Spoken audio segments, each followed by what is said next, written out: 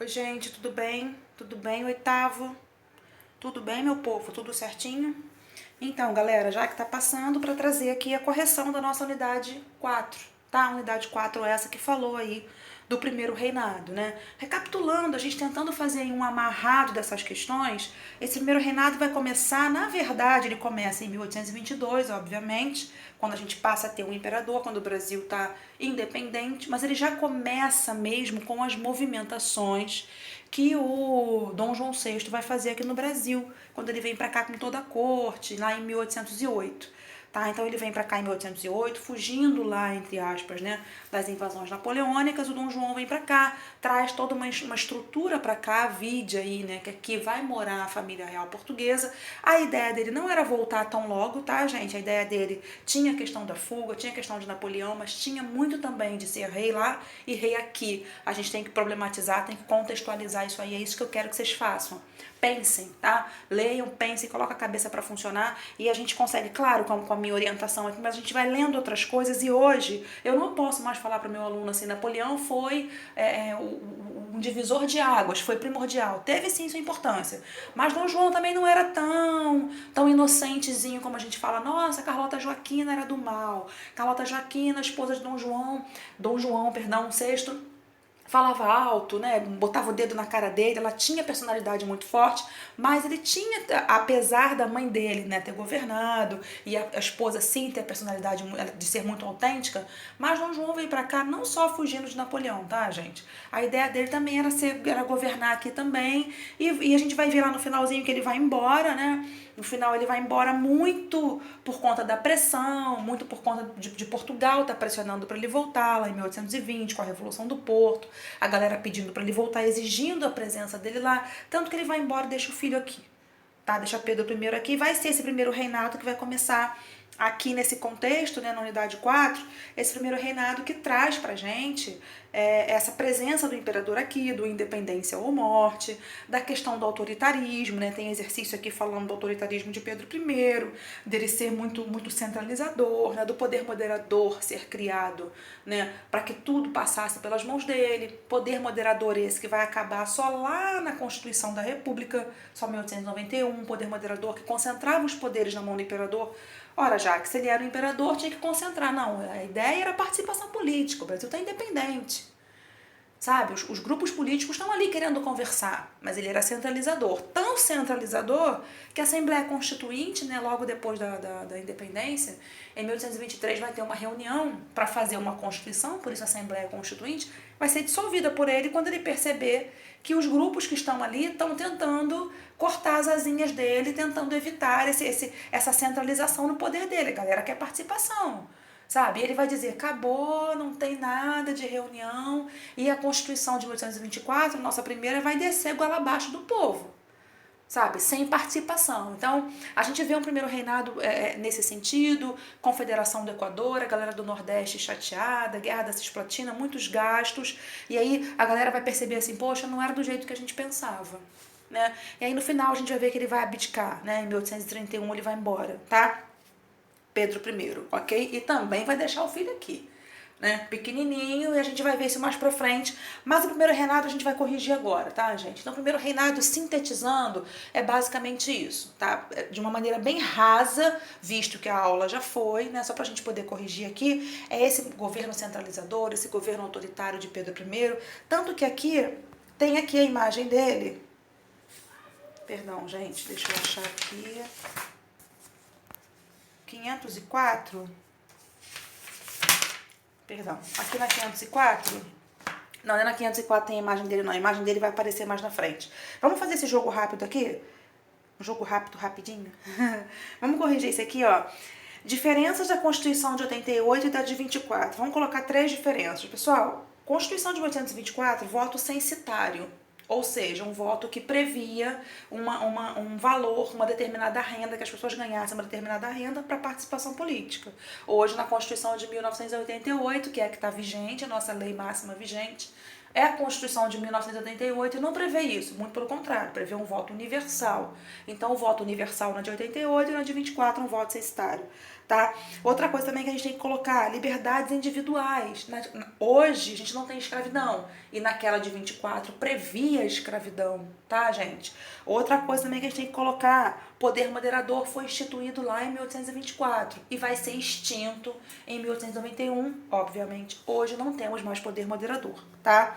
Aqui tá pedindo na de baixo pra gente colocar cidadania sobre os tópicos gerais de 1824. Como é que era a questão da cidadania? Pessoal, mulher não tem participação política, tá? Mulher não era considerada cidadã, escravizados muito menos, ou seja, a grande parte da população representada pelos escravizados, pelos negros, né, escravizados, não tinha participação política. Participação política era para quem tinha uma determinada renda.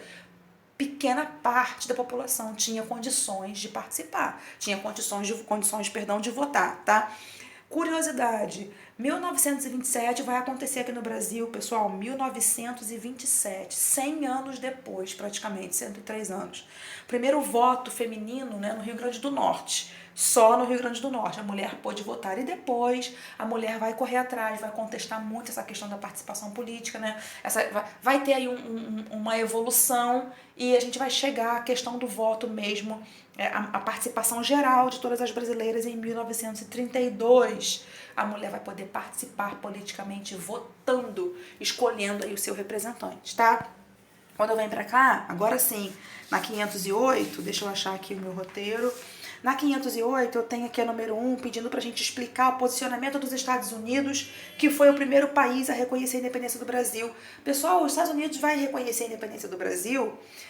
Vide aí a questão dos Estados Unidos na marcha para o oeste, né? A gente viu os Estados Unidos expandindo, inclusive, né, principalmente, perdão, lá na questão da marcha para o oeste no século XIX, os Estados Unidos retirando a questão de Europa aqui na América. Sabe? Os Estados Unidos já vinham já com essa movimentação de... A Louisiana, por exemplo, pertencia à França e vão comprar. Os Estados Unidos vai comprar. Tá? A Flórida pertencia à Espanha, eles vão comprar. Então, os Estados Unidos vão comprar. A gente percebe que a ideia dos Estados Unidos era retirar a Europa, a influência da Europa na América. Obviamente, quando o Brasil começar a correr atrás aí, na verdade, não os brasileiros, né? Mas quando primeiro colocar lá, né, para os Estados Unidos, que está independente e tudo, os Estados Unidos vão aceitar muito fortemente, porque queria mesmo tirar Portugal daqui. Vou ajudar vocês, porque Portugal não tem que estar se metendo nas coisas da América, não, tá? Brasil dentro da América, né, gente? Obviamente. Número 2, explica a relação da Inglaterra com o reconhecimento. A Inglaterra só vai reconhecer. Portugal, na verdade, só aceitou, pessoal, Pedro I dizer independência ou morte. O pai estava lá e só aceitou porque Portugal tinha uma dívida grande com a Inglaterra. E aí o pai falou assim: Pedro, você tem que quitar essa dívida. Quita essa dívida, né? Pega esse dinheiro com a Inglaterra emprestado, me paga, eu reconheço a independência do Brasil, mas você tem que me pagar. E aí Portugal pagou a Inglaterra, o dinheiro que estava devendo, ficou livre da dívida com os ingleses, mas aí nós ficamos endividados, né? Nós brasileiros. Porque aqui, na verdade, começa a nossa dívida externa. Então Portugal só vai aceitar mediante pagamento, tá? Aqui embaixo, no número 3, tem a Assembleia Constituinte estava dividida em grupos políticos distintos. Sim, pessoal, quem eram os absolutistas? Que defendiam Pedro I, que defendiam a forma de Pedro I governar. Moderados, queriam dividir o poder do imperador. Eles, na verdade, não queriam melhorias para a sociedade. Os exaltados sim, inclusive os exaltados que estão aqui, olha, os exaltados sim queriam a abolição da escravidão, inclusive, tá? E os Bonifácios eram em menor número, né, da galera do José Bonifácio, queriam, na verdade, uma monarquia constitucional, não queriam que a monarquia acabasse não, tá? Queriam que Pedro aceitasse aí a questão da Constituição e obedecesse a Constituição. Aqui tem um pequeno texto falando sobre o poder moderador. E aí eu venho para a tela de cá, para 509, e aqui sim essa imagem é uma imagem clássica, né? Tá aqui uma charge, na verdade eu gosto muito de brincar com charges, mandei para vocês algumas charges aí nas nossas telas. Quais são os limites dos seus poderes? Tem uma repórter perguntando para Pedro, ele está dizendo: Deus, talvez Deus esteja acima de mim. Então, aqui é uma imagem clássica desse autoritarismo, de como ele era autoritário e centralizador, tá? Explique o contexto histórico da charge. Na verdade, a charge está tratando aqui do poder moderador, que foi instituído lá na Constituição de 1824, tá? B. Quais são as outras características desse dispositivo? Manutenção da escravidão, também aparece na Constituição de 24. E outra coisa muito interessante, pessoal, a religião católica foi colocada como oficial. Tá, então, os negros que já vinham, né, naquela coisa de... Lembram que a gente falou? Foi no finalzinho do ano passado, talvez vocês não lembrem, mas a gente falou dos negros não poderem praticar ali, né, sua religião, na verdade, porque era politeísta, né, e tudo era vista com preconceito. Aqui, então, muito menos, tá? Aqui, então, muito menos. Então, a religião católica vai ser oficializada aqui também, tá? Número 5, tá aqui pedindo pra gente completar aqui, fazer um complete, né? Em 1825, falando sobre a província da Cisplatina. Rebeldes da Cisplatina, aí completa aqui o primeiro, declararam ruptura com o Brasil e a unificação daquele território à região das províncias do Rio da Prata, atual Argentina. Foi o início de uma guerra entre Brasil e o governo de Buenos Aires, que só terminou com a intervenção diplomática da Inglaterra. Ao término da guerra, a Cisplatina conseguiu sua independência, passando a se chamar Uruguai. E isso aqui também vai ser uma coisa muito punk, porque, na verdade, a galera vai dizer assim, poxa, Dom Pedro ainda se mete numa guerra, né, por conta lá da Cisplatina, muitas pessoas vão morrer, vai gastar muito dinheiro, então vai ser mais um movimento de crise aqui, além da Confederação do Equador. A Confederação do Equador já estava rolando lá no Nordeste, a galera insatisfeita com Dom Pedro I. Pedro, você faz melhorias no Rio de Janeiro, teu pai já fazia isso. Pessoal, a Confederação do Equador vai ser, na verdade, não sei se a gente pode dizer uma continuidade, mas a Revolução Pernambucana de 1827, que também contestava melhorias lá para o Nordeste, vai ser um antecedente aí da Confederação do Equador, que também vai contestar melhorias para o Nordeste nesse contexto. Nesse processo, né? Contexto não, porque eu falei contestar ainda há pouquinho, mas nesse processo, né? A Revolução Pernambucana vai ser meio que vai antecipar a Confederação do Equador. A Confederação do Equador, em 1824, vai contestar exatamente isso.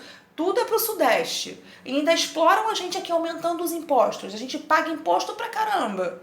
Né? Pernambuco foi uma das principais províncias, né? Capitanias hereditárias. Pernambuco era muito rico por causa da questão do açúcar. Então, o olho grande em cima de Pernambuco com questão de imposto era muito forte. Pernambuco, inclusive, lá na Revolução Pernambucana, vai conseguir se afastar e formar uma república por 70 dias. E vai ser reprimida por Dom João VI. E aqui a Confederação do Equador também vai ser reprimida fortemente por Pedro I. Cisplatina também vai ter muito gasto. Então a gente está percebendo que Pedro não estava conseguindo conduzir as coisas de forma, né, a organizar a vida da ex-colônia, né, do Brasil, que era um império, mas não era mais colônia. Tá? Já tinha sido reconhecido, inclusive, pelos Estados Unidos. A maneira como Pedro estava conduzindo nesse primeiro reinado é que estava muito tortuosa. E isso vai desencadear a questão dele ir embora lá na frente. Tá? Quais condições foram impostas por Portugal? Aqui, na verdade, na tarefa, aqui embaixo, é a mesma questão, né?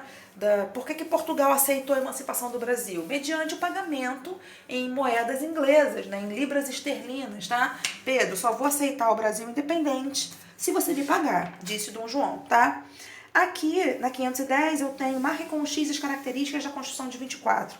Marquem para mim a letra A, divisão dos poderes em moderador, legislativo, executivo e judiciário. A gente vê aqui a presença do poder moderador, importante isso, tá, gente? E a letra E, implantação do voto censitário indireto, ou seja, só vota quem tem uma determinada renda, diferentemente do voto universal que é hoje, né? Todos nós podemos votar, homens, mulheres, a escravidão não existe mais, foi abolida lá. Existe um outro processo de escravidão aí, mas a escravidão por ser negra, por ser negro, do povo preto, isso não existe mais, tá? Existe um outro tipo de escravidão. O racismo tá aí, o preconceito tá aí, mas a escravidão que eu falo, tá, gente? Não vamos trocar aí as coisas. 3. Preenche o quadro com informações sobre a Confederação do Equador. A gente falou ainda pouquinho sobre ela, tá? Local. Começou em Pernambuco e vai se difundir ali por Alagoas, Paraíba, Rio Grande do Norte e Ceará, tá? A Confederação do Equador tem esse nome porque são os estados que estão pertinhos da linha do Equador. Percebam que faz muito calor, né? Pernambuco, muito calor. Rio Grande do Norte, muito calor. Ceará, estão pertinhos da linha do Equador. A Michele professora de geografia de vocês pode falar melhor, né, sobre isso. Mas Confederação do Equador não é porque o Equador estava participando, tá, gente? Porque tá pertinho daquela linha do Equador que divide a Terra ali em 2 hemisférios, tá? Data, 1824, líderes, Cipriano Barata e o Frei Caneca, que vai morrer aqui nessa confusão, tá? Motivos, o Nordeste está contestando esses altos impostos, o Nordeste está contestando melhorias feitas no Sudeste, o Nordeste está contestando, por que eu fico em segundo plano?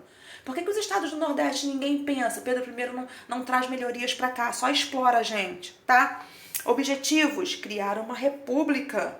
Desfecho, repressão violenta. Tá, gente? Aqui na correção tem muita coisa. Repressão violenta. Pedro I vai reprimir, assim como o pai, Dom João VI, reprimiu lá a questão da Revolução Pernambucana, tá? 4. Analise a imagem a seguir e responda. Que fato histórico essa imagem representa? Essa imagem aqui está trazendo Pedro I com a filha. A filha dele era... Deixa eu lembrar o nome, gente. Não lembro do nome agora. Não lembro do nome agora da menina, mas estava rolando lá em Portugal, isso aqui também pesou muito a questão sucessória. Em Portugal, o rei de Portugal tinha morrido, né, e Pedro deveria assumir. Ele, para não voltar, mandou a filha, mas a filha era pequenininha, e aí o irmão dele, com o olho grande, querendo assumir, que era o Dom Miguel, vai casar com a própria sobrinha, para poder assumir. Então essa questão sucessória, né, Pedro vai ficar muito preocupado com as coisas que estão acontecendo em Portugal e vai deixar um pouquinho o Brasil de lado, né? Os políticos aqui vão falar assim, Pedro está tentando voltar, mandou a filha para lá, ele quer voltar para recolonizar o Brasil, ele quer fazer com que o Brasil seja colônia de novo, Pedro é perigoso, tá? Então os políticos vão começar a pensar, essa questão sucessória do trono português estava chamando muita atenção de Pedro I, porque ele queria assumir lá também, tá? Perdão, gente. Aqui, olha, então a gente viu a Confederação do Equador, a Cisplatina, né, que se transformou em Uruguai, quando ele vai se envolver nisso aí, gerando muitas despesas, né, inclusive o Banco do Brasil também vai falir, né, o Banco do Brasil tinha sido, né, que foi trazido para cá, criado aqui pelo pai dele, vai falir em 1829, vão chamar até isso de crise de 29 do Brasil, né, a gente no nono ano vê uma crise de 29, 1929, a gente vê uma crise lá nos Estados Unidos. Essa crise é uma curiosidade, tá, gente? Não tem aqui no livro, não. A Jaque está trazendo só uma curiosidade porque conhecimento não ocupa espaço, né? Em 1829, o Banco do Brasil vai falir, então vamos dizer que a gente vai passar por uma crise de 29, tá? Nesse contexto aqui do governo Pedro I, né? Quando eu venho para cá, eu trago alguns exercícios aqui pra gente poder marcar. São muito grandes, mas de novo, me chamem caso vocês tenham marcado alguma coisa diferente, tá? A número 1 tá falando sobre a Confederação do Equador. O texto dos confederados revela um momento de insatisfação política contra a atitude absolutista de Pedro I, letra C. Ele vai reprimir com muita força, com muita violência, tá? Então eles vão observar isso no texto, tá falando sobre isso, tá? Inclusive aqui, tem uma frase aqui no texto, eu não consigo abrir mais, mas tá assim, ó, que desaforado atrevimento de um europeu no Brasil, ele é um desaforado, tá? Esse é um texto que foi escrito na época, lá no contexto da Confederação. Quando eu venho aqui na 2, eu trago a Constituição de 24, resultante da dissolução da Assembleia de 23, marcou o início da institucionalização do poder, quando criou o poder moderador. Na Constituição de 24, 1824, esse poder moderador vai ser criado, tá? Essa resposta na letra A, tá, gente? Essa Constituição criou o poder moderador de exclusividade do imperador, tá na letra A, concentrando os poderes nas mãos de Pedro I e Pedro II, que é o filho desse que está governando aqui, do primeiro, né? O Pedro II vai governar também autoritário e centralizador. Primeiro reinado, Pedro I tem poder moderador. Segundo reinado, Pedro II também tem poder moderador, tá? Mas isso não é agora, tá, gente? Número 3, termos da abdicação, ele vai abdicar, ele vai renunciar, muito por conta lá dos acontecimentos e da noite das garrafadas, né? A galera vai estar brigando lá no Rio de Janeiro, os portugueses, né? Que gostavam, né? Que queriam que ele permanecesse, os brasileiros queriam que ele fosse embora, vão brigar, ele vai ver, minha moral tá lá embaixo, eu tô caído, vou embora, tá? Fatos que conduziram à abdicação foram: letra C, a repressão violenta da Confederação do Equador, a perda da Cisplatina, que se transformou, né, em Uruguai, e a falência do Banco do Brasil. Aqui poderia ter entrado também na letra C, a Noite das Garrafadas, tá? Seria importante também aqui, mas é a letra C, tá, galera? Eu venho pra cá e fecho aqui na 502 pra gente poder completar algumas frases, algumas expressões aqui, né? O que a gente aprendeu aqui? Primeiro reinado, crise, Confederação do Equador. Coloca aí o que vocês acharam mais importante, tá? Autoritarismo do Pedro I.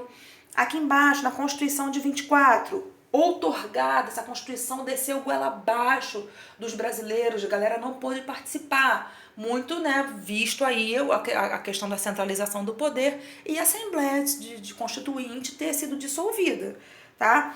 Outra coisa da Constituição, poder moderador, mais uma, voto censitário, permanência da escravidão, a católica foi instituída como oficial, tá? Conflitos no primeiro reinado, aqui a gente vai colocar Confederação do Equador, Guerra da Cisplatina, Noite das Garrafadas, foram conflitos que foram acabando com a moral de Pedro I, porque ele estava sabendo conduzir as coisas, tá? Aqui no poder moderador, exercido pelo monarca. Embaixo, poder executivo, legislativo, judiciário deveriam obedecer ao moderador. Não eram independentes. Vocês não podem fazer o que vocês querem, não, tá? Tem que obedecer a mim, tem que passar na minha mão, eu tenho que estar a par de tudo. Eu fecho aqui, mando isso aqui pra vocês, a gente fecha aqui o nosso caderno, tá? Precisando, me chame, não fiquem sozinhos. Tô aqui pra socorrer. Saudade, beijo.